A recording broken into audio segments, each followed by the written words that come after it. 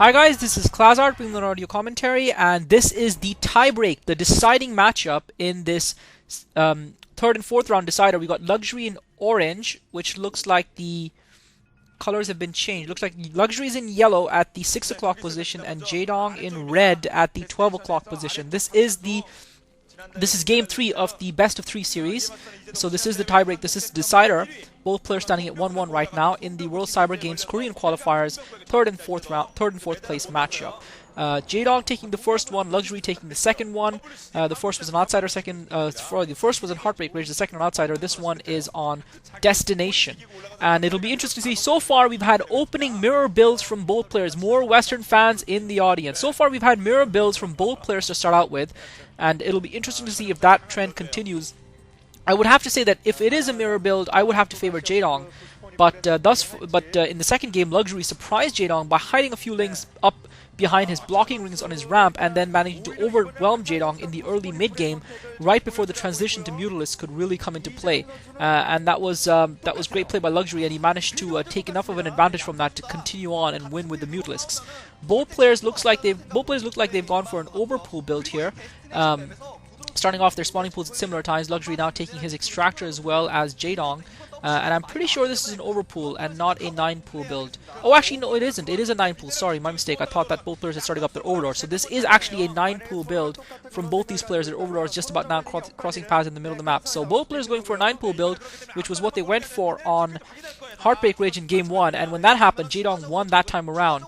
Game 2, Jaedong perhaps played a little bit more safe, perhaps got a little bit overconfident in his position, and was just surprised by Luxury's lings. And I think Luxury, it was smart of him to do something different. He knew he needed a little bit of an advantage against a player like Jaedong. I'm not sure if Luxury has the confidence to feel he can beat Jaedong if all things are equal between both players. So both players starting up their 6 lings, both players with the 9-pool build, their overlords just now popping out, and it'll be interesting to see if Luxury tries to do something a little bit different this time around.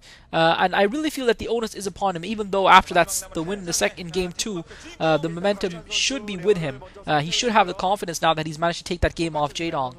Both players now starting up their lair as well, 6 lings out for both players now popping, and it'll be interesting to see which of the two players decides to perhaps try and put a little bit of pressure on the opponent, which player decides to sit back and play a little bit more defensively. Both players looks like they're sending their lings out across the middle of the map, and they're going to run into each other right there. I think Jaedong has seen Luxury's lings with his overlord. Looks like he's decided to hold his lings back just south of his bridges, and you can see that Jaedong is concentrating quite keenly there. Some of you guys might be able to hear the ice cream truck in the background outside my house right now. I gotta tell you guys, I'm tempted to pause the commentary and run out for a choco bar, but I'm going to decide not to.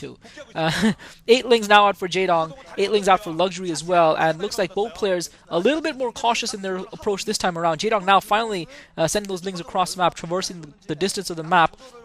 As his lair goes up, Luxury meanwhile has decided to block his ramp, which is what he did the last time around. This time, however, he's not going to be able to surprise Jaedong with his lings because Jaedong has got his overlord in position over Luxury's main. Luxury's got the same over Jaedong's. And this is unfortunately, one of the sad things about Zerg versus Zerg is because overlords can get into your opponent's base pretty early on and get that scouting information. It's very hard to do something surprising. And that is why I believe that is a large part of the reason why Jaedong has such a high winning percentage, because if you can't surprise him and he's aware of your build, then it's going to be incredibly difficult for you to beat him on pure skill alone. And I feel that that's why Zerg versus Zerg is more often than not a matter of pure skill than, say, other matchups. Now, Luxury with that drone, putting that hatchery down, and Jaedong's moved his overlord away, so Jaedong might not be aware that Luxury is taking this hatchery. Jaedong meanwhile has taken his natural expo, so Luxury putting that hatchery down, I believe in a position to try and hide it from Jaedong. Jaedong meanwhile has taken his natural expo, both players putting their spars down as well. Now, this actually will suit Jaedong if the game goes on too long, because Jaedong will have the advantage of that second gas with that position of the hatchery. However, he will have a little bit of a more difficult time defending from Luxury's attack. But we know how aggressive Jaedong is and how aggressive he can be and how much pressure he can put on his opponent.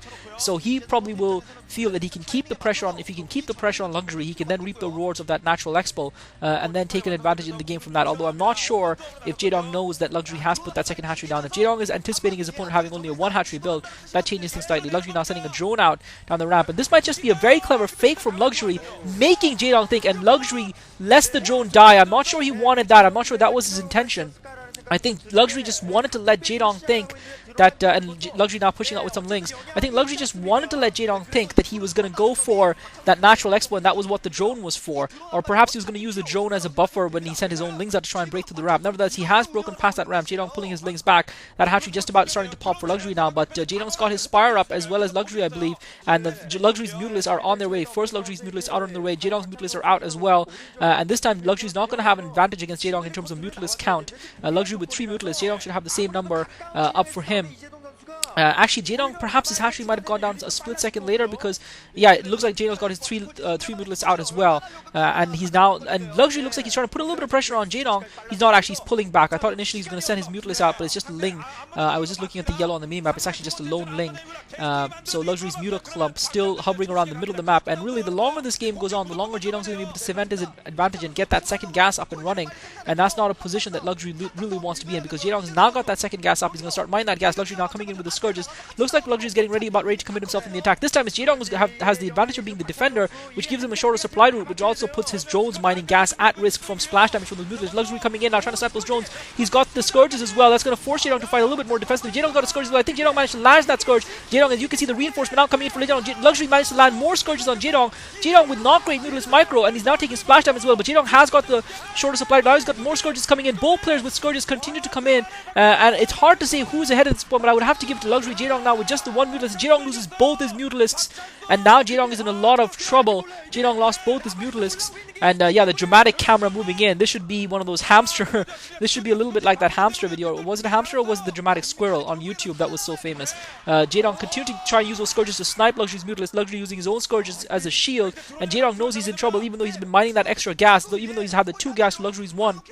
And Jaedong now, with more Scourges popping out, just trying to cash Luxury's Mutalisk. Luxury hasn't cemented enough of an advantage though, because he only had the 1 surviving Mutalisk after Jaedong managed to kill the second one with the Scourge, and now Jaedong has resecured his airspace, which does put him in a decent position. Luxury now sending some Zerglings out as well, trying to overwhelm Jaedong on the ground as a follow-up to that Mutalisk attack, realizing that Jaedong's concentrating on air and trying to rebuild the air. Jaedong sending some Zerglings out of his own to meet Luxury's links, and Luxury's going to have about 4 links sneak past Jaedong's forces, and that's not good for Jaedong. Jaedong bringing his links quickly back around the bridge to try and intercept, and I think he's got enough to deal with this there. So Jaedong actually might be able to come on top. Luxury now coming in with 3 Mutalisks. 1 immediately gets sniped with the Scourge. Jaedong lands the second Scourge as well on Luxury's Mutalisks.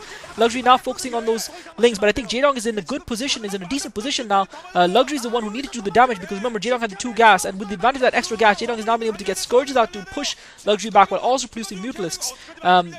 Luxury, remember, on that one base essentially only, even though he's got 2 hatcheries, now taking his natural expo, while his 3 Mutalisks being chased by Jaedong's Scourges, and he's just trying to get enough distance between him and those Scourges to snipe, and Luxury with some good Scourge sniping, so some great micro by Luxury there, and I think he still has a chance, I feel, to win this game, but even though Jaedong has had that extra gas, Jaedong has been forced to produce a lot of Scourges from it, but that gas, I believe, has made a difference in this game, though both players with a similar amount of larvae. Luxury constantly producing links, Jaedong now starting to build up his air force, and Luxury's links getting taken out. Luxury now coming in, following up with the Mutalisks as well as the Scourges, pushing Jaedong back, but Jaedong's got more Mutalisks. Can he do a better job of microing against the Scourge this time? Snipes 1 Scourge, second Scourge closing in on Jaedong's Mutalisks.